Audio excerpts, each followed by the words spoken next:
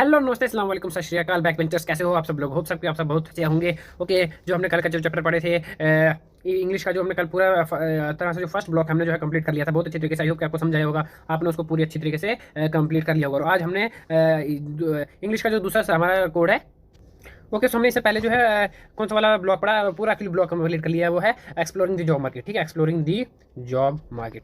Okay, इसमें हमने जो 4 चैप्टर हैं पूरे के पूरे कंप्लीट कर लिए। अगर आपने नहीं देखे अभी तक तो आई होप आप उनको जल्दी से जल्दी देख लो। काफ़ी इन्फॉर्मेटिव है और काफ़ी इंपॉर्टेंट ऑब्वियसली हमारी लाइफ को भी लेके, ना सिर्फ एग्जामिनेशन पॉइंट ऑफ व्यू से बल्कि हमारी लाइफ को लेकर भी काफ़ी ज़्यादा इंपॉर्टेंट है वो। ओके, इसी के साथ आज हम अपने सेकंड ब्लॉक की ओर चलते हैं, प्रिपेयरिंग फॉर जॉब इंटरव्यूज। उसमें इस पूरे ब्लॉक में, सेकंड ब्लॉक में हम 4 चैप्टर पढ़ेंगे। कौन कौन से पढ़ेंगे? Using body language effectively, portfolio making, writing CV and preparing for face to face interview.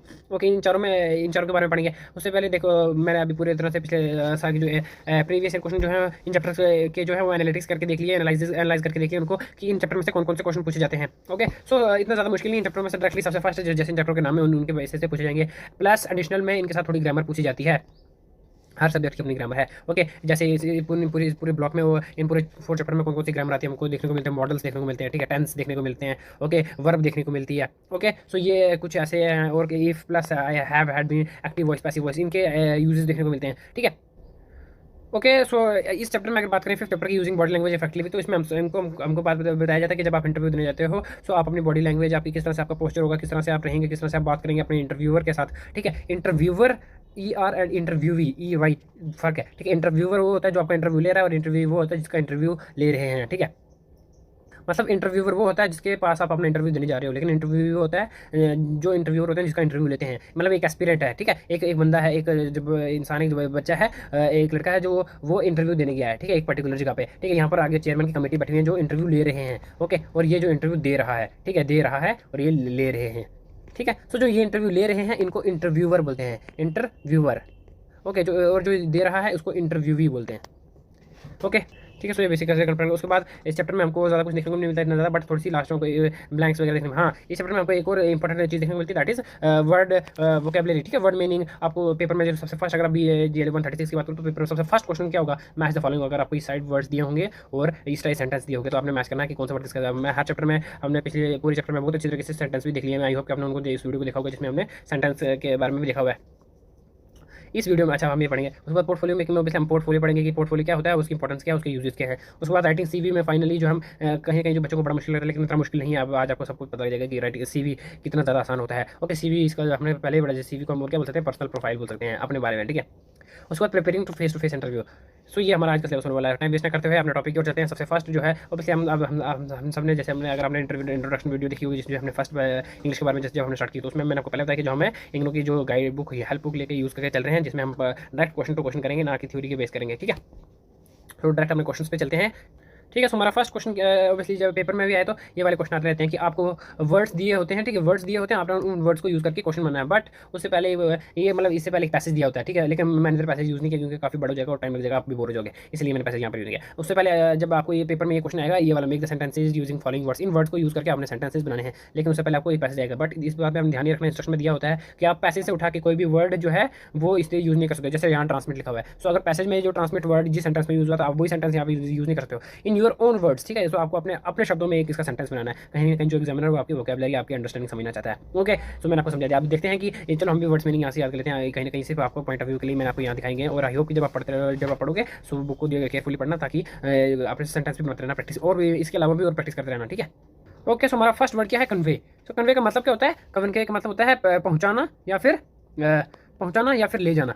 ठीक है, मैंने ऐसे फर्स्ट वर्ड लिखे हैं ताकि आपको समझने के लिए। ओके, तो इसको सेंटेंस पे किस तरह से यूज़ किया है? During short film the music will convey the emotions of character. ठीक है, शॉर्ट फिल्म के दौरान जो है वो जो म्यूजिक है, वो आपको ये पता है कि एक मूवी 3 घंटे की होती है, बट कुछ मूवीज में इतना ज़्यादा इमोशंस होता है, इतने ज़्यादा अच्छे म्यूजिक होते हैं जो कि कहीं ना कहीं जो व्यूवर्स हैं उनके सेंटिमेंट्स को टच कर जाते हैं। ठीक है, सो यहाँ पर इन्होंने बताया कि जो शॉर्ट फिल्म के टाइम पे जो म्यूजिक है वो पूरे लोगों के इमोशंस को टच कर जाता है। या फिर आप इसको इस तरह से भी लिख सकते हो कि एक पर्टिकुलर ट्रेन है। ठीक है, सो आप ट्रेन के बारे में लिख सकते हो कि obviously this train convey both passenger and goods. ये ट्रेन जो है वो पैसेंजर मतलब यात्री और सामान दोनों ले जाती है। ओके, सेकंड हमारा वर्ड क्या है? Second transmit. ठीक है, सो ट्रांसमिट का मतलब क्या होता है? ट्रांसमिट का मतलब होता है देना या फिर प्रसारित करना। ठीक है, प्रसारित करना। सो इसका किस तरह से बनाया हुआ है? We use radio to transmit message, हम जो है रेडियो है वो समाचार सुनने के लिए या फिर मैसेज लेने के लिए यूज़ करते हैं। थर्ड है एसएस, ठीक है। एसएस का मतलब क्या होता है? एसएस का मतलब होता है आंकना, मतलब कहीं ना कहीं एक अनुमान लगाना या फिर एक आप बोल सकते हो एक टोटल पर्टिकुलर इन्फॉर्मेशन आना। ओके, एक जैसे हम बोलते हैं कि it may take weeks to assess the total damage caused by earthquake, ये हफ्तों, इस काम में हफ्तों लग जाएंगे कि जो अर्थक्वेक मतलब भूकंप के दौरान भूकंप के द्वारा जितनी भी प्रॉपर्टी का लॉस हुआ है, जितनी भी डैमेज हुआ है, उसका उसका मतलब मूल्यांकन करना, उसका अनुमान लगाना थोड़ा काफ़ी मुश्किल हो जाएगा कि मतलब कितना क्वांटिटी में आएगा या फिर कितना नुकसान हुआ। ठीक है। एंड नेक्स्ट इज प्रोन, ठीक है। सो प्रोन का मतलब होता है प्रवृत्त, ठीक है, प्रवृत्त। She is always prone to accident, so I am not surprised.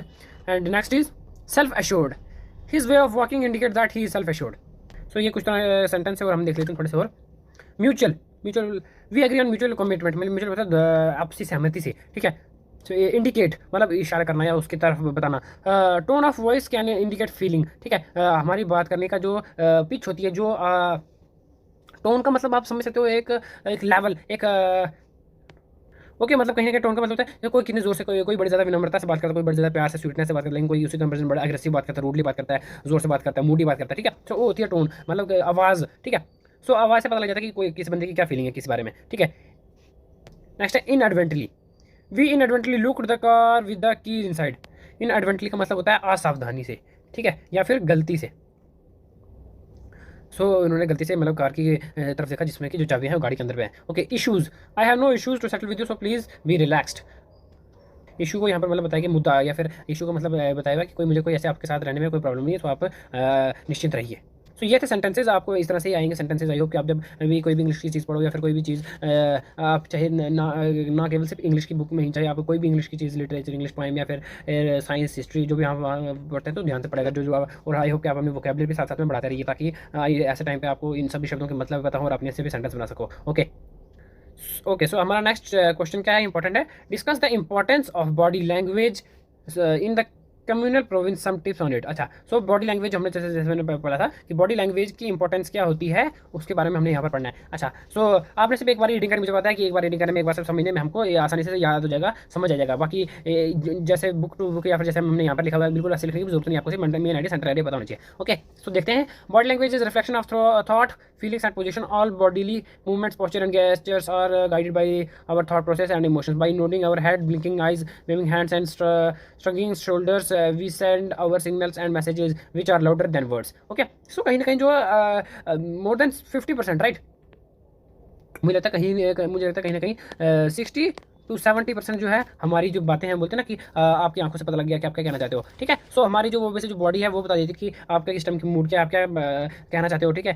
इस तरह से बताएगी जो हमारी बॉडी है वो हमारे जो अंदर के थॉट्स हैं, हमारी जो फीलिंग्स हैं, उनकी रिफ्लेक्शन होती है। अभी कोई बंदा बोर हो रहा होगा या फिर वो होगा तो वैसे हर बार में स्लीपी फील करेगा या फिर उसकी बात पर ध्यान नहीं दे पाएगा, यहाँ देखेगा। कोई अगर एंग्री होगा या एग्रेसिव होगा, किसी से रूट होगा, तो वो जो बंदा बोल रहा है उसकी सुनेगा नहीं, यहाँ देखना स्टार्ट कर देगा। ठीक है। अगर कोई बंदा ऐसे थक गया हुआ है बार बार किसी की बात सुनकर, जब हम लंबी मीटिंग में, तो ऐसे बैठना स्टार्ट हो जाएगा। अगर नॉर्मल बंदे का पोस्चर कैसा होता है, ऐसे नॉर्मल, ठीक है, बट वो ऐसे बैठना जाएगा। कोई इंसान, हम जब किसी के साथ अगर बात में अगर हाँ में हाँ मिलते तो हम ऐसे करते हैं, राइट, अपना सिर लाते हैं। ओके, सो ये कुछ एक्शन है या कोई बॉडी के हमारे कोर्स होते हैं, या फिर आप बोल सकते हैं हमारी बॉडी के कुछ ऐसे एक्शन होते हैं जिसकी वजह से हमारी कन्वर्सेशन में हेल्प होती है। ठीक है। सो कहीं ना कहीं ये 60 to 70% हेल्प करते हैं किसी की बात भी कन्वर्सेशन में।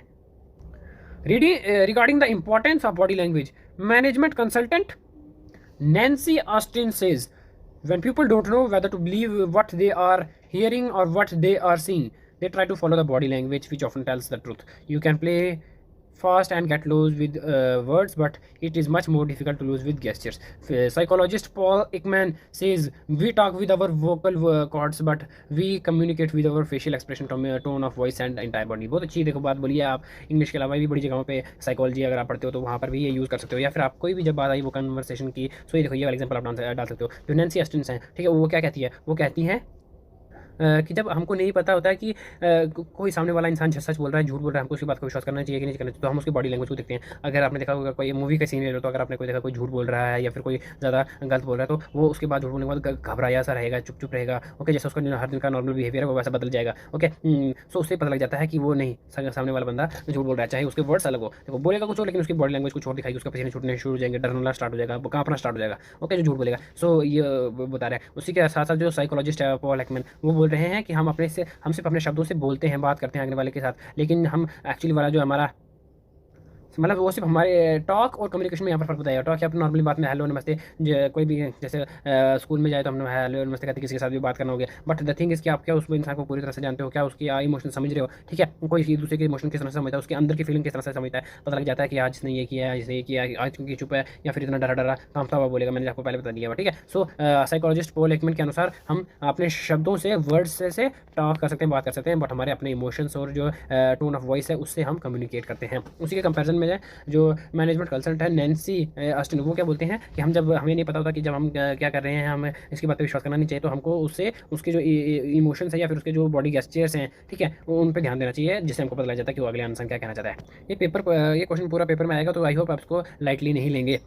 Body language is most is easily available aspect of communication. It therefore helps to receive the message in decoding the message. Body language complements verbal communication, especially the face-to-face communication. No message can be completely sent across without an accompaniment of facial expression and gesture. It helps to establish rapport. Body language adds intensely to the process of communication. In the absence of any gesture, change of posture, and proper eye contact, face-to-face communication will look bland or insipid. Because people are sensitive to easily influenced by the body language, it goes a long way to improve the overall atmosphere or look at the organization. आप देख सकते हो कभी आपके साथ कोई बंदा हंस के बात कर रहा है, कोई मैच्योरली बात, कोई आपके जिस तरह से आपकी बॉडी लैंग्वेज, अगर आप कोई डरे हुए हो या फिर अगर आप नॉर्मल इंसिडेंट तो आपके साथ बात करते हो, आपको उसके साथ बात करने में अच्छा लगता है, जो कि जिस तरह से आपका इंटेंशन, जिस तरह से आपका नेचर, अगर उस तरह से बात करते हो आपको उसके साथ बात करने में अच्छा लगता है, ठीक है। बट उसी के कंपेरिजन में कोई बंदा अगर आपके साथ आके सीधा रूटली बात करना स्टार्ट हो जाए, चिल्लाना आप पे स्टार्ट हो जाए, तो आपको इतना ज़्यादा उसके साथ बात करने में प्रॉब्लम होगी। ओके, स्माइलिंग फेस के साथ जब कोई इंसान बात करता हो तो चाहे स्ट्रेंजर भी हो, ठीक है, सो आपको उसके साथ बात करने में कहीं ना कहीं जो है हेल्प महसूस होती है, मतलब एक कंफर्टेबल फील होता है। ओके, सो ये बताया, अगर जो सबसे बड़ी बात है जो फेस टू फेस, जब हम इंटरव्यू देते हैं फेस टू फेस किसी के साथ बात करें, अगर हम उसमें हमारी बॉडी लैंग्वेज का यूज़ नहीं करेंगे तो ऑब्वियसली जो हमारा कम्युनिकेशन है वो कहीं ना कहीं फेल हो जाएगा। क्यों? क्योंकि जो कम्युनिकेशन का बहुत बड़ा बॉडी लैंग्वेज का जो बहुत बड़ा रोल है, क्योंकि हमको अभी मैं आपके साथ बात करता हूँ, आई टू आई कॉन्टैक्ट कर रहा हूँ, ये नहीं मैं जैसे आपके साथ बात कर रहा हूँ, आपको ये बता रहा हूँ, तो इसका मतलब ये नहीं है कि मैं यहाँ देखो, अगर मैं यहाँ देख के बात करूँ या यहाँ देख के बात करूँ या यहाँ देख के बात करूँ, सो आपको भी कहीं ना कहीं इंटरेस्ट नहीं आएगा या इतना वो नहीं बढ़ेगा। इसलिए मैं भी आपके साथ आपकी तरफ देख के ताकि आप भी मुझे देख सको और हमारा जो है एक बीच में एक बॉन्ड बना रहे। ओके, सो जब जब दो पर्सन जो है एक दूसरे के साथ वर्ड्स के साथ एज वेल एज जब बॉडी लैंग्वेज के साथ कम्युनिकेट करते हैं एक दूसरे के साथ, स्माइल करके, हंस के, टच करके, मतलब हैंड भी शेक करके, ओके, तो उस तरह से जब बात करते हैं तो काफ़ी अच्छी बात होती है और कम्युनिकेशन जो है सक्सेसफुल रहती है। बट इसी कंपेरिजन में अगर हम इन सभी कम्युनिकेशन का यूज़ नहीं करेंगे, ओके, बॉडी लैंग्वेज का यूज़ नहीं करेंगे, ओके, सो अगले वाला इंसान को ऐसा लगेगा नहीं कि हम उसकी बात को सुन रहे हैं और कहीं ना कहीं वो इग्नोर का साइन हो गया। ओके, तो जब भी आप किसी से बात करो तो आपको उसकी तरफ देखना है, ऑब्वियसली फेस टू फेस देखना है। ओके, सो ये था नॉर्मली बॉडी लैंग्वेज के बारे में।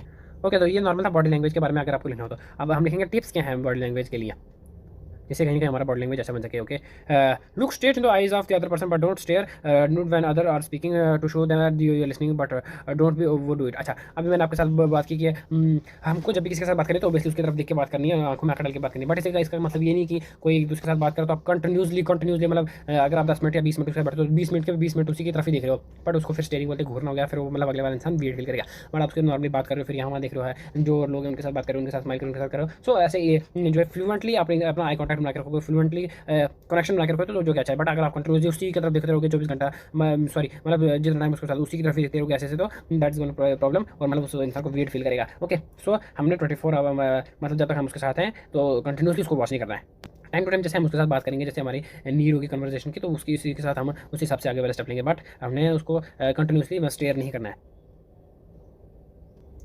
डोंट सिट और stand too close to anyone, keep enough space around you. अच्छा, सो किसी भी पास जाके बिल्कुल पास जाके नहीं बैठ जाना। लाइक अगर कोई इंसान यहाँ पर बैठा हुआ है एक सीट पे तो आप यहाँ पर जाके बैठ जाओ, ठीक है। सो वो भी एक वियर्डनेस का दिखाता है कि मतलब काफ़ी अजीब लगता है कि आप उसके साथ बैठे हो, तो सो ये भी नहीं करना है। ओके, सो आपको काफ़ी कहीं ना कहीं अगर वो कहीं यहाँ इंसान यहाँ पर बैठा हो, अगर आपके साथ ऐसी वाली जगह फिर यहाँ पर बैठो, चलो आप इतने दूर पर इतना डिस्टेंस पे बैठो ताकि अगले वाले इंसान को भी इतना ज़्यादा वियर्ड फील हो, नॉर्मली लगे जिस तरह से हम रहते हैं, या फिर आप उसके सामने बैठ सकते हो। बट अगर आप यहाँ पर बिल्कुल इतने पास जाके बैठोगे तो गलत है। ओके, पास जाके नहीं बैठना है। ओके, नेक्स्ट क्या है, take care of your arms and legs, don't cross them. Okay, so कुछ लोगों की आदत होती है आप बैठो तो मतलब अपने पैर के साथ ऐसे मतलब ऐसा रखने की आदत होती है। होप आप समझ गए होंगे, ठीक है। एक चेयर होगी ऐसे तो चलो ये कुछ आदत होती है बचपन की। बट अगर आप किसी के सामने बैठे हो, किसी मैच्योर इंसान के सामने बैठे हो, जिसका आप बात करो, इंटरव्यू की ही बात कर रहे हो, अगर आप इंटरव्यू में बैठो तो इंटरव्यू में अपने टांग के ऊपर टांग रख के नहीं बैठ सकते हो, राइट। सो ये भी नहीं करना है। उसके बाद present a smiling face laughing gently if the situation ruins, ठीक है। सो एक स्माइलिंग फेस नॉर्मल, जैसे अब स्माइलिंग फेस का मतलब ये नहीं कि 24 ऐसे हंसते रहो हा हा हा हा, ठीक है। नॉर्मल जैसे भी जैसे मैं आपसे बात कर रहा हूँ, ओके। नॉर्मली जहाँ पर बात नॉर्मली आई, सिचुएशन के अनुसार आई, तो वहाँ पर उस तरह से हमने अपना बॉडी लैंग्वेज को यूज़ करना है, okay. Laughing gently if situation warrant, कहीं सिचुएशन ऐसी आ गई तो प्रॉब्लम क्या आएगी, तो आपने नॉर्मली से ऐसे स्माइलिंग फेस के साथ ऐसे हंसना, ना कि जैसे जो कि आप जोक पे हंसते हो तो हा हा हा हा वैसे उस तरह से नहीं होता। वो भी आपको कहीं ना कहीं जो बॉडी लैंग्वेज का एक गलत साइन देता है। Keep control to your fingers, don't fill with them, ठीक है। सो कुछ लोगों की आदत होती है लाइक अपने हाथों के सारे ऐसे होते हैं, कुछ ऐसे ऐसे कर रहे हुए हैं। ये मैंने देखा कुछ बच्चों को, इंसान को लाइक कुछ भी पर्सनैलिटीज को, तो वो अपने हैंड्स कंटिन्यूसली मूविंग करते रहते हैं, या फिर बात करते हुए यहाँ मतलब वो करते हैं, तो जो कि काफ़ी बियर्ड लगता है। आप इंटरव्यू में हो, आप नॉर्मली अपने हैंड्स को एक जगह स्टिल पोजीशन में रख के बात कर सकते हो, ठीक है। सो अपने हैंड्स को जो फिंगर्स हैं उनको भी नहीं ज़्यादा मूव करना। उसके बाद dress appropriately but don't over dress. अच्छा, नॉर्मल आपने एक जेंटल इंसान बन के जाना, उनको ये नहीं दिखाना कि आप कहीं ब्यूटी पार्लर में रह रहे हो, या फिर ब्यूटी पार्लर का कोई, या फिर ये नहीं दिखाना कि आज आपकी शादी आप दूल्हा बन के जा रहे हो, 50 चीज़ों पर पहन के जा रहे हो, या फिर अंडर शर्ट पहनी है, फिर आपने शर्ट पहनी है, फिर आपने बास्केट पहनी है, उसके बाद फिर जैकेट स्वेटर पहनी है, फिर ऊपर जैकेट पहनी है, ठीक है। ऐसा नहीं होता, बट नॉर्मल एक आपने शर्ट पहनी है सिंपल फॉर्मल, ऊपर से आपने एक ब्लेजर पहना और नीचे आपने एक फॉर्मल पे पैंट पहनी है, दैट्स इनफ, ओके। सो ये था बॉडी लैंग्वेज क्या है, उसकी इंपॉर्टेंस क्या है, ओके, और उसके टिप्स क्या हैं। आई होप हमने अपने बॉडी लैंग्वेज के बारे में बिल्कुल अच्छी तरीके से समझ लिया होगा, बहुत अच्छी तरीके से, ठीक है। अब चलते हैं हमने नेक्स्ट क्वेश्चन पे। जो मैं क्वेश्चन बता रहा हूँ, आई होप आपको सीरियस लोग पेपर में ज़रूर आएंगे, ज़रूर आएंगे। सो मैं आपको वापस बोल रहा हूँ कि प्लीज़ प्लीज़ इनको सीरियसली लो और इनको देखो।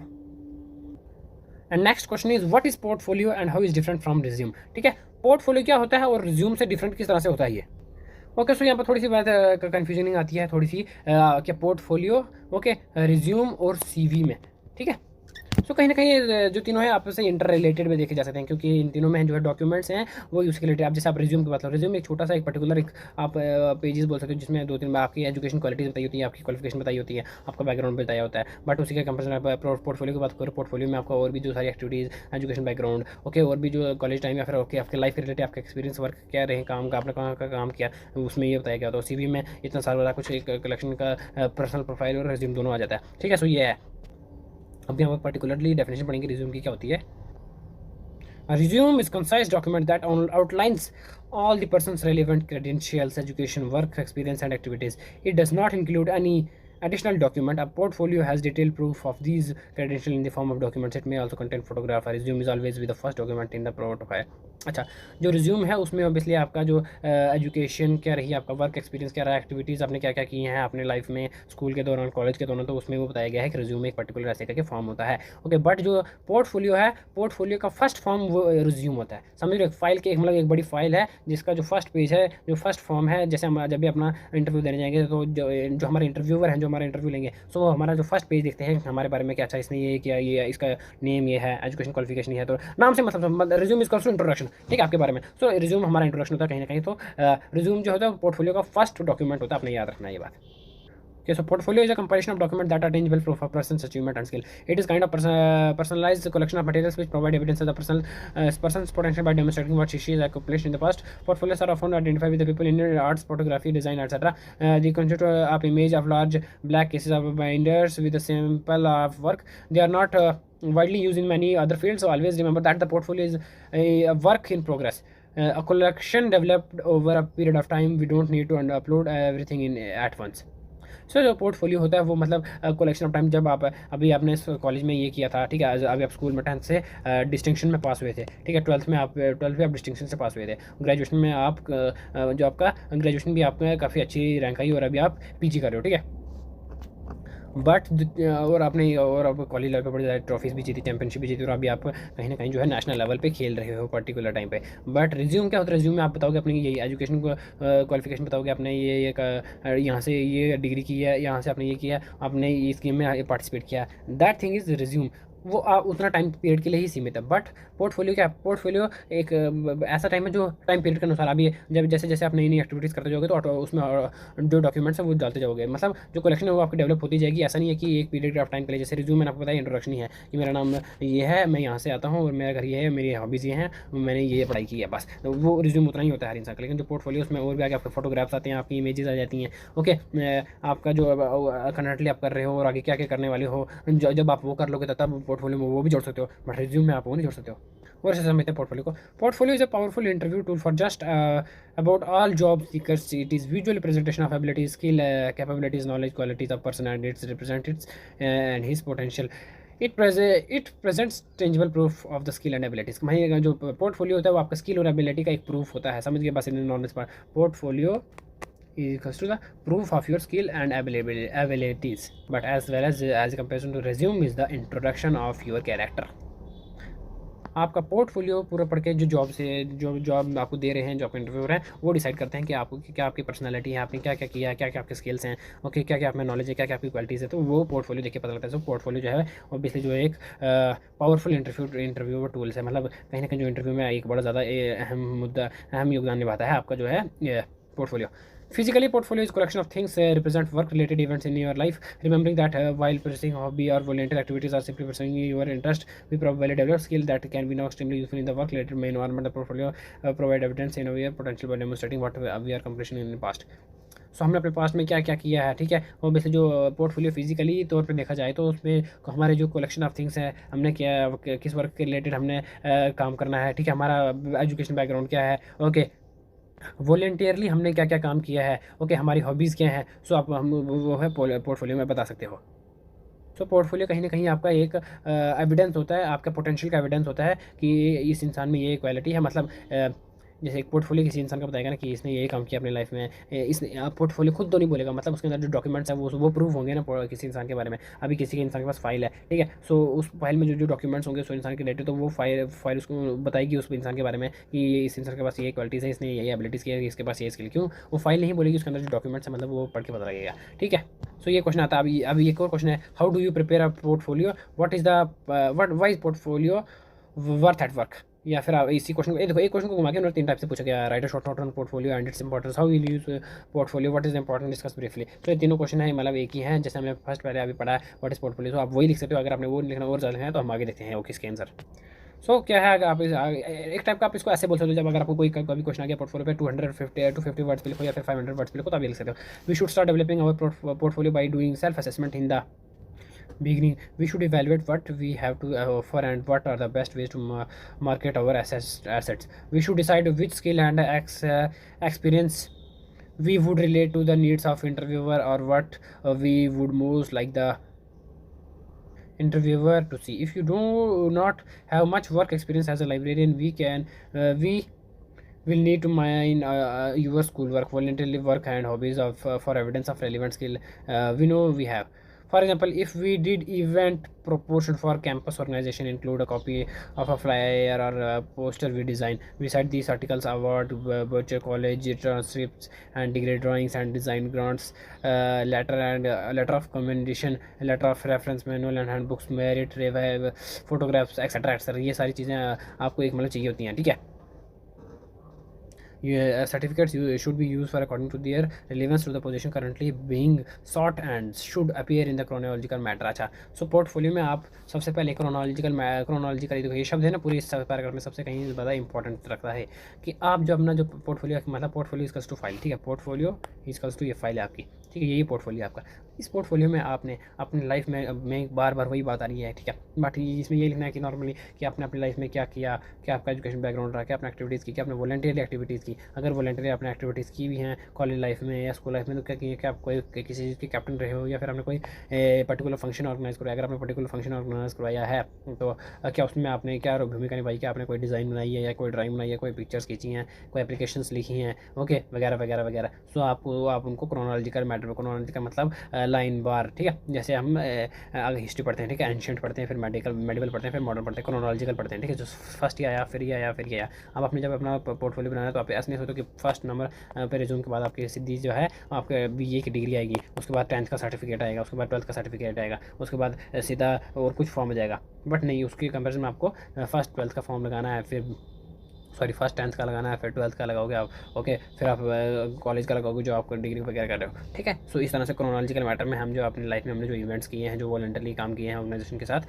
सो उसको प्रेजेंट करते हैं हम, okay. A portfolio should be Housed in study 3 rings blender with no more than 20 pages. This will allow us to add or subtract documents as needed. The blender should be neat and orderly and content should be well organized. जो मैंने अभी आपको पिछले बोला कि आपने जो अपने लाइफ एक्टिविटीज़ की है, जो ब्लेंडर का काम किया, एक्सप्लेनेशन, डिज़ाइन, फोटोग्राफी वगैरह की है, आप उसमें ऐड जोड़ सकते हो। बट इसका मतलब ये नहीं कि आप मतलब कुछ भी जोड़ दो, कुछ भी जो आपने किया वो जोड़ दो। थिंग इसके आप उसमें कुछ यूनिकनेस होनी चाहिए, उसके उसमें उस सारी चीज़ों में आपके कैरेक्टर के बारे में पता लगना चाहिए, आपके प्रोफाइल के बारे में पता लगना चाहिए कि आप क्या करते हो, क्या जो आप काम करते हो वो उनकी जॉब के लिए सूट करेगा या नहीं करेगा, वो जो आप आपकी हॉबी है या फिर जो आपका काम है वो किस तरह से उस जो इंटरव्यूअर है या फिर उसकी कंपनी के लिए लाभदायक रहेगा। ठीक है, सो वो चीज़ें बतानी है आपने अपने पोर्टफोलियो में। और 20 पेजों से ज़्यादा नहीं होना चाहिए आपका एक पोर्टफोलियो। ठीक है, क्योंकि ओबियसली जो इंटरव्यूअर जो आपकी जो फाइल पढ़ रहा है, ठीक है, सो वो भी फाइल पढ़ के थक जाएगा। ठीक है, बाद में वो क्या करेगा, पढ़ना छोड़ देगा। सो जाके इसलिए हमने अपने जो पोर्टफोलियो है वो कम से कम शॉर्ट से शॉर्ट रखना है। ठीक है, the first page of portfolio should be indexed, and this will give the interviewer a concise overview of what is actually content in the portfolio. It will enable him or her to look at the document and understand and quickly be aid argument. अच्छा देखो, ये sentence भी काफ़ी ज़्यादा importance है यहाँ पर बताया हुआ। ओके, सो आपने जब अपना पोर्टफोलियो बनाना है तो उस पोर्टफोलियो में सबसे फर्स्ट पेज नंबर होगा इंडेक्स, पेज नंबर होगा इंडेक्स। इंडेक्स अब आइए, आपको सबको पता ही होगा, अब बी ए पढ़ रहे हो। अभी इंडेक्स होता है कि जब हम भी कोई भी बुक पढ़ते हैं तो इंडेक्स में जब हम फर्स्ट पेज खोलते हैं, सेकंड जहाँ पर जिस बंदे ने लिखी है बुक उसका उस ऑथर के बारे में होता है, उस कंपनी के बारे में होता है, एंड बुक की इंट्रोडक्शन होती है कि इस बुक में क्या क्या होने वाला है। उसके बाद आता है इंडेक्स पेज। इंडेक्स पेज में आपको चैप्टर्स के नाम बताए जाते हैं, ये चैप्टर है, ये ब्लॉक नंबर है। चैप्टर 5 है जो 8 से लेकर 9 पेज तक है। चैप्टर 8 जो है वो 40 से लेकर 50 पेज तक है। ठीक है, सो वो इंडेक्स होता है, वो इंट्रोडक्शन होता है कहीं ना कहीं आपके उसका। फिर जब भी आपको कोई भी चैप्टर पढ़ना हो तो आप उसका देखते हो कि 5th चैप्टर अच्छा इक्वल्स टू 67 पेज नंबर, तो आप सीधा 67 पेज नंबर खोलते हो, सो आपको आसानी मिलती है। इसीलिए इसी तरह से जो है इंटरव्यूअर जो हमारा इंटरव्यू ले रहा है, आपका अगर आपने अपना इंडेक्स बनाया होगा कि मैंने 10th में पास किया जो है डिप्लोमा, वो है पेज नंबर 4 पे। ठीक है, 12th वाला जो हमारा डिप्लोमा किया, जो मैंने अपना सर्टिफिकेट लिया वो है पेज नंबर 8 पे। जो मैंने बीए किया, बीए में अच्छे नंबर लिए, जो मैंने बीए की जो मेरी डिग्री है वो पेज नंबर 16 पे है। सो जो इंटरव्यूअर है वो जब आप किसी भी टॉपिक की बात करोगे, जब आप अपने बारे में बताओगे, तो इंटरव्यूअर चेक करेगा कि अच्छा ये चीज़ आपने इस पेज पे, तो अगर उसको डायरेक्टली बीए की डिग्री चेक करनी हो तो आपको सीधे जाके बीए की डिग्री 16 पेज नंबर पे जाके चेक करेगा। नहीं तो उसको जाके जब एक एक पेज पलटने के चक्कर में तो कहीं ना कहीं बोर हो जाएगा और आपकी सारी जो टाइम वेस्ट होगा उसका। ओके, सो टाइम बचाने के लिए इंडेक्स पेज आपने ज़रूर जोड़ना है अपने पोर्टफोलियो में। The first personal document should be our personal resume or curriculum vitae. This concise document should outline on relevant credential, education, work experience, and activities. The next section of portfolio should include all certificate, commendation, and other credentials. The most relevant or the most recently gained document should come first in this session. Following this could should be education, degree, achievements, recognition, and volunteer acknowledgement. This section may come prior to the credential file if a person is just entering the professional world or just graduating from college. That remainder of portfolio can be personalized from here. अच्छा, जो भी हमने पहले पढ़ा कि अभी वापस पढ़ रहे हैं कि जो हम पोर्टफोलियो लिखते हैं, सो पोर्टफोलियो का जो फर्स्ट पेज है ऑब्वियसली वो उसमें रिज्यूम के बारे में होना चाहिए, हमारे सीवी के बारे में। अभी हम जाके आगे जाके सीवी पढ़ेंगे कि सीवी किस तरह से होता है, किस तरह से लिखते जाते हैं। ओके, जिसमें हम अपना नेम, फिर ईमेल आईडी वगैरह लिखते हैं, एड्रेस वगैरह लिख के उसके बाद हम सीवी लिखते हैं, उसकी बॉडी, ठीक है, उसके इंटरेस्ट वगैरह वगैरह आगे जाके देखेंगे। ठीक है, सो क्रोनोलॉजिकल मैटर में हमने अपने जो डॉक्यूमेंट्स है रिज्यूम के बाद उनको जोड़ना है। एंड हमने एक जो रिसेंटली अगर आप कोई डिग्री कर रहे हैं, जैसे हमने आपको बताया कि बीए, अगर आपने बीए कर ली होगी अच्छे से तो आप इंटरव्यू देने जाओ तो आपको वो डिग्री सबसे फर्स्ट पे करके रखनी है रिज्यूम के बाद, ताकि जो इंटरव्यूअर है वो उसको देखे और कहीं ना कहीं उस पर आपका एक अच्छा इंप्रेशन बढ़े। ओके, अब नेक्स्ट है पोर्टफोलियो की इंपॉर्टेंस क्या है। इंपॉर्टेंस क्या है पोर्टफोलियो, किस काम में हेल्प करता है। मैं एक focus preparation for interview. So obviously जब हम पोर्टफोलियो अच्छे से बनाएंगे, हमारी जो डिग्री वगैरह क्वालिफिकेशन जो होगी, हम उसको जब हम अच्छे से प्रिपेयर करेंगे और हम एक उसको क्रोनोलॉजिकल वेटर में एक अच्छे से फाइल बनाएंगे, तो हमारा जो इंटरव्यू है वो हमारी हेल्प करेगा, जो पोर्टफोलियो हमारी हेल्प करेगा इंटरव्यूअर को इंप्रेस करने में, जॉब दिलाने में। Okay, convince other to our skill, competence and ability to pertaining the job. Obviously जो लोगों को जो इंटरव्यूअर हैं, जो अगली कंपनी के मालिक हैं, उनको कन्विंस करेगा इस बात के लिए कि जो आपको स्किल चाहिए या फिर जो आपको एबिलिटी जो आप चाहिए वो मेरे अंदर है। ठीक है, मतलब ऑब्वियसली जो मेरे पास वो डिग्री होंगी तो उससे पता लगेगा कि मेरे अंदर स्किल है, सो अगले वाले इंसान को वो इंप्रेस करेगा। ठीक है, communicate our skill clearly. Obviously जो हमारा स्किल्स है उसको बताएगा। Demonstrate the result of our work, हमारा जो काम किया उसको दिखाने का मौका देगा हमको। Establish the habit of documenting our achievements, हमको ये आदत बताएगा कि हम जब भी कोई डॉक्यूमेंट बनाएंगे, ठीक है, सो उसको हमने अपना पोर्टफोलियो में डालना है, पोर्टफोलियो में अटैच करना है। सो इसकी हैबिट भी हमको बताता है, इसकी हैबिट भी हमको बनवाता है कौन, पोर्टफोलियो। क्रिएट पर पर्सनल डेटाबेस, हमारा एक अपना पर्सनल डेटाबेस हो गया जहाँ पर हमारी सारी इन्फॉर्मेशन बनी हुई है, एक ऐसी फाइल बन गई है जहाँ पर हमारा सारा डेटाबेस पड़ा हुआ है, जहाँ पर हमारी सारी इन्फॉर्मेशन पड़ी है। ठीक है, सो एक ऐसा डेटाबेस भी बना देता है। ऐसा प्रोग्राम और कैरियर एंड डेवलपमेंट, हमारे जो की फ्यूचर प्लान्स है, कैरियर्स हैं, कहीं ना कहीं वो उनको भी एसेस कर लेता है ये। Okay, As a portfolio can be important learning tools for the student to help them assess in the learning and compare it with job question requires required CBH book secure excellent marks. अच्छा, सो यहाँ पर जो है कहीं ना कहीं जो इसलिए जो पोर्टफोलियो कहीं ना कहीं इंपॉर्टेंस रखता है, इतनी बड़ी है अपने हमारी लाइफ में। हमको अब सभी को अपनी जो है पोर्टफोलियो बना लेने चाहिए। कहीं ना कहीं शुरुआत से ही हमने से पहले पे पढ़ा कि हमें स्टार्टिंग से ही हमको अपने जो पोर्टफोलियो है वो बनाना स्टार्ट कर देने चाहिए। ओके, जो कि हमारे फ्यूचर में आगे जाके का इतनी ज़्यादा हेल्प कर लेते हैं जॉब लेने में। ठीक है, तो ये था और ये most most most most most important question है इस पूरे, अगर आप बात करो तो ये पूरे ब्लॉक का, सेकंड ब्लॉक का, ये 101% आएगा, देख लेना। फाइनली आगे हम यहाँ पर व्हाट इज करिकुलम वेटे, क्या होता है करिकुलम वेटे। ठीक है, बड़े ज़्यादा मुश्किल है या फिर बड़े ज़्यादा कन्फ्यूजन होती है इसको लेके, अभी हम देख लेते हैं इसको, फाइनली सॉल्व कर लेते हैं इसको क्या होता है। Curriculum writing is the most important weapon when it comes to the job hunting. With your CV or resume, you will be able to promote yourself. अच्छा, सो यहाँ पर जॉब हंटिंग का मतलब एक फ्रेज या इस तरह से जुड़ा हुआ है। सो आपको इसको मतलब ऐसे नहीं लेना कि कोई शिकार करने जा रहे हैं। मतलब जब हम जॉब लेने जाते हैं तो अगले वाले को इम्प्रेस करने के लिए जो सबसे इंपॉर्टेंट टूल है, जो सबसे मेजर है, वो होता है CV। Okay, a prospective employer will often make a snap judgment as soon as they read it. Even the most qualified people on the planet can find themselves rejected if the resume fails to come up to the scratch. So how can your CV catch the attention of your employer? Avoid making it too fancy and complicated. You only have about 5 seconds to grab the attention. If it is too clever and unreadable, it will go in the bin. Don't try to make jokes and never criticize previous employer. अच्छा, सो जो curriculum बैठे हैं obviously कहीं ना कहीं importance ये रखता है आपकी लाइफ में जॉब लेने में भी। ओके, सो अगर जब आप अपना CV बनाते हो तो उसको इतना ज़्यादा फैंसी मत बनाना। अगर आपने एक पर्टिकुलर नॉर्मल CV है तो उसको यहाँ पर डिज़ाइनें लगाई हुई हैं, आपने यहाँ पर फूल बनाए हुए हैं साइड पे। ओके, सो जो कि या फिर सारा हैवी है, मतलब ज़्यादा हैवी वर्ड्स यूज़ किए हैं आपने। नॉर्मल जो है जितनी ज़रूरत है आपने उतना नहीं लिखा हुआ है। ठीक है, कहीं ना कहीं ज़्यादा लिखा है। आपकी CV की लेंथ होती है, देखिए हम जब पढ़ेंगे कि पर्टिकुलर हिसाब से पर्टिकुलर बॉडी लैंग्वेज में लिखा जाता है CV, आपने उस तरह से नहीं लिखा हो तो आपका जो CV है वो डस्टबिन तक में पहुंचने में बिल्कुल ज़्यादा टाइम नहीं लगाएगा। मतलब कहीं ना कहीं वो एक कचरा भी बन जाएगा सर। आपको उसको बहुत अच्छी तरीके से यूज़ करना है ताकि आप जो इंटरव्यूअर्स हैं आप उनका अटेंशन जिसको आपके CV को सिर्फ 5 सेकंड लगते हैं। एक इंटरव्यूअर को सिर्फ 5 सेकंड लगते हैं आपका जो CV है उसको पढ़ने में मतलब कि डिसाइड करने में कि आपका CV पढ़ना है कि नहीं पढ़ना है। इसलिए आपको उसको अट्रैक्टिव बनाना है। ठीक है, ज़्यादा ओवर वर्क नहीं करना उस पर ज़्यादा, बिल्कुल सिंपल और समझ अंडरस्टैंडिंग वाला CV बनाना है। ओके, अभी हम आगे जाके समझेंगे, अभी हम आगे जाके देखेंगे कि किस तरह से CV बनता है। सो आपको उस बात की परेशानी नहीं लेनी है। ओके, सबसे अभी हम सिर्फ बेसिक समझ कि CV होता क्या है, किस तरह से लिखा जाता है। CV की लेंथ पढ़ लेते हैं। There is no such rules governing the length of CV. This will be decide on the basis of your career history, education and achievements. If possibility try to keep it in one page, but if this looks crowded and then spread it over 2 sheets. If you can write more than this, the employer has too much to read. अच्छा, सो जो CV है उसकी कोई particular length नहीं है कि मतलब ये बताइए कि इसे एक ही पेज में कंप्लीट करना। बट अगर आपने अपनी लाइफ में जो है काफ़ी ज़्यादा आप स्किलफुल इंसान रहे हैं, आपको ज़्यादा एबिलिटी है, इतनी ज़्यादा आपने अपने लाइफ में इतना ज़्यादा काम किए हुए हैं, इतने ज़्यादा वॉलंटियरली आपको सच्ची अचीवमेंट्स हैं, सो आपको अगर आप इसको एक ही पेज में लिखना हो तो इन सबको बड़ा ज़्यादा पास आ जाएगा, बड़ा ज़्यादा गलत दिखेगा। मतलब पास अगर अपनी इतनी सारी क्राउडी हो जाएगा। ठीक है, सो आप उसको क्या कर सकते हो, 2 पेज पे लिख सकते हो या 2 से ज़्यादा पे पेजों पे यूज़ कर सकते हो अपना CV। बट जैसे है कि जितना इंपॉर्टेंट है, जितना जो मेन हाईलाइटेड है उसी को ही लिखना है। ओके, सो एक सेकंड के लिए आप अपने फ़ोन को टिल्ट करके मोड़ सकते हैं और ये देखो ये है फॉर्मेट है।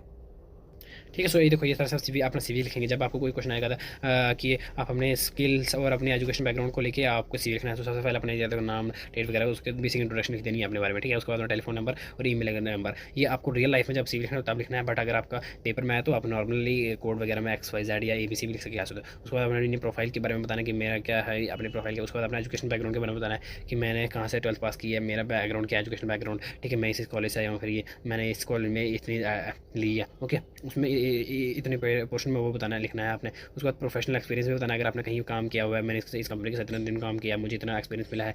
उसके बाद उसके अलावा एडिशनल स्किल अगर आप में कोई है जो कि आपके वर्क जो जिस कंपनी में आप काम करने जा रहे हो, जो आप जॉब लेने जा रहे हो, उस जॉब के रिलेटेड अगर आप में कोई एडिशनल स्किल है, आपको लगता है कि मेरे में ये स्किल है जो कि जॉब में हेल्प कर सकता है, तो आपने वो लिखना है। आपके इंटरेस्ट लिख सकते हो आप अपने मुझे काम करना पसंद है, मुझे ये एक्सप्लोरिंग करना पसंद है। ठीक है, रेफरेंस भी बड़ा ज़्यादा इंपॉर्टेंट आता है कि आप लोगों के रेफरेंस लेते हो जो बड़े बड़े आपके जैसे जहाँ पर आप रहते हो वहाँ के सेक्रेटरी हो गए, ठीक है, डॉक्टर हो गया, कोई प्रिंसिपल हो गया, कि मतलब इसके रेफरेंस की मैं यस इस इंसान के पास ये सारी डिग्रीज़ हैं, ये इंसान इनके काबिल है। ओके, उसको रेफरेंस बोलते हैं। ओके, उसी को सॉल्व करने के देखो यहाँ पर हमने एक और CV लिया हुआ है। देखो जिस तरह से सबसे फर्स्ट आपने मैंने आपको पहले बताया, देखो इस सॉल्व नेम बताया, जैसे रुचि सच, उसके बाद अपने एड्रेस उन्होंने बताया वगैरह, कॉन्टैक्ट नंबर बताया हुआ है। ओके, उसके बाद एड्रेस बताया, उसके बाद एजुकेशन के बारे में बताया। सबसे पहले देख लो, सब एजुकेशन में बताया उन्होंने, अपना सेंट जॉन स्कूल में पढ़े हैं, उसके बाद यहाँ से एडवर्टाइजिंग स्टडीज़ की है कॉलेज से। उसके बाद अदर इन्फॉर्मेशन में उसने बताया 3 साल की ट्रेनिंग के बारे में, प्रोफेशनल करियर के बारे में बताया, देख लो आप। उसके बाद summer job with daily planner, देखो जॉब कलर के बारे में बताया कि इस कंपनी के साथ ने इतने काम भी किया हुआ है। ओके, और अपनी स्किल भी बता रही है कि वो स्पेनिश और फ्रेंच लैंग्वेज भी बहुत अच्छी तरीके से बोल सकती है। ओके, और लोकल डिबेटिंग सोसाइटी की मेंबर भी हैं, और 2 बार जो है स्टूडेंट काउंसिल में उनको ऑनरी का अवार्ड भी मिल चुका है। ओके, उसके बाद जो प्रोजेक्ट ग्रुप है, जो मतलब टीनेजर्स को काउंसलिंग करता है, उसके मेंबर भी हैं। ओके, स्टेट लेवल टीम के जो dramatic society of state level team थी उसकी भी मेंबर रही हैं। Okay, regular contributor to the daily. So इतनी सारी अपनी क्वालिटीज़ बताइए। सबसे पहले उन्होंने अपना इंट्रोडक्शन दिया, इंट्रो, ठीक है। उसके बाद अपना एजुकेशन बैकग्राउंड बताया, उसके बाद इन्फॉर्मेशन बताइए अपनी। तो इसी तरह से बिल्कुल देखो आसान तरीके से लिखना, अपने बारे में लिखना है, आप जो भी मर्जी। बट द थिंग इज कि CV is equals to truth, ठीक है। कहीं अगर आपने थोड़ा सा भी गलत लिख दिया, ओके, सो अगर आपने कहीं भी थोड़ा सा भी गलत लिख दिया और आपने एक वर्ड ऊपर नीचे कर दिया, सो इंटरव्यूअर अगर आपसे वो क्वेश्चन पूछा, अगर आपने नहीं दे पाए, तो मतलब कहीं ना कहीं जो आपका करियर है, जो आपका इंप्रेशन है, वो खत्म हो गया होगा, ठीक है। एंड जब हम बात करते हैं लास्ट, यहाँ के लास्ट टॉपिक है जो इन 4 चैप्टरों के, जो कहीं ना कहीं जो ये ब्लॉक है वो भी खत्म हो गया हुआ। सेकंड ब्लॉक भी हमारा इंग्लिश का जो इंग्लिश वर्क बेस है, ये भी खत्म हो गया। इस ब्लॉक में से, इन 4 चैप्टर में से सिर्फ यही मेन इंपॉर्टेंट क्वेश्चन आ सकते हैं पेपर में, ठीक है, जो कि मैंने आपको करा दिया। मैं फिर भी कोशिश करूँगा कि आपके लोगों को क्वेश्चन नोट के लाऊँ, ठीक है। सो इस पूरे 4 चैप्टरों में से जो मैंने आपको बोला, ग्रामर सेक्शन भी आती है। सो ग्रामर सेक्शन में क्लॉजेज वगैरह, मॉडल वगैरह आते हैं, लेकिन रेयर टाइम पर नहीं भी आते हैं, ठीक है। बट हमको सिर्फ अपने समझने के लिए, ध्यान के लिए एक बार यूट्यूब से वीडियोज देख लेनी है, ओके। सो इसमें हमने ऐसे आपको ब्लैंक्स आएगी, और उसमें आपने प्रेजेंट टेंस है, ठीक है। प्रेजेंट टेंस है, आपको बताऊंगे। प्रेजेंट टेंस को भरना है, ठीक है। यहाँ पर बोले zenith dash karate classes every Saturday attend का मतलब अटेंड्स आ जाएगा, ठीक है। क्योंकि मतलब जो है नहीं तो अगर आप ये पास्ट होता तो अटेंडेड आ जाता, क्योंकि लेकिन पास्ट में हमने पहले देखा कि ये प्रेजेंट है, ठीक है। प्रेजेंट फॉर्म में जो है जेनिथ जो है वो हर शनिवार अपने सैटरडे क्लासेस जाता है। The market dash usually noisy in the market to be, ठीक है। सो टू बी क्वेश्चन क्या बताया, is usually noisy in the market, is usually noisy in the market. जो मार्केट है, जो बाजार है, वो सुबह सुबह के टाइम पे मतलब ज़्यादा शोर शराबा होता है वहाँ पर। The delivery man dash the parcel already, ठीक है। So delivery man has delivered, has deliver मतलब जो डिलीवरी मैन ने जो पार्सल है वो पहले ही पहुंचा दिया है, okay. The athletes dash for Canada tomorrow, leave को यानी लीविंग, क्योंकि मतलब जो एथलीट वो जा रहे हैं, अभी चला नहीं गया, या फिर वो नहीं जाते हैं, आई होप आपको बातों का ता देती, उसके बाद रहा है, रही रही है, होगा होगा वगैरह, ठीक है। सो ये इसके रूल्स होते हैं, ठीक है। सो यहाँ पर बता रहे जो एथलीट्स हैं वो कल कनाडा जा रहे हैं, तो आर लीविंग आएगा, ओके। अगर एक है तो फिर इज आएगा, और अगर एक से ज़्यादा है तो इसलिए इधर आर आ रहा है। देखिए athletes are living for Canada tomorrow. उसके बाद ये है जो लास्ट वाला है, आदि आई होप, ये आप मुझे कमेंट में करके बताओ, देखोगे आपको समझ पाए हो कि नहीं समझ पाए हो, ठीक है। Adiya dash her room for the past hours, okay. So practice makes man perfect, आपने इन सारे क्वेश्चन की प्रैक्टिस करनी है। आई होप कि इन चारों चैप्टर में से मैंने आपको सही से बड़े इंपॉर्टेंट क्वेश्चन बता दिए हैं, और वही आएंगे, आप देखना, गारंटी है इस बात की। इन चैप्टरों में से मैक्सिमम, इन 4 चैप्टरों की जो ब्लॉक 2 है हमारा इंग्लिश का, ये भी कंप्लीट हो गया है, ओके। बट मैं फिर भी क्वेश्चन करूँगा कि नेक्स्ट वीडियो में इनमें से और ज़्यादा क्वेश्चन ला के, ताकि हमारी और प्रैक्टिस और जो है पेपर में अच्छा रिजल्ट आ पाए। और इसी के साथ अगर मेरे साथ जुड़े होने के लिए thank you and bye bye.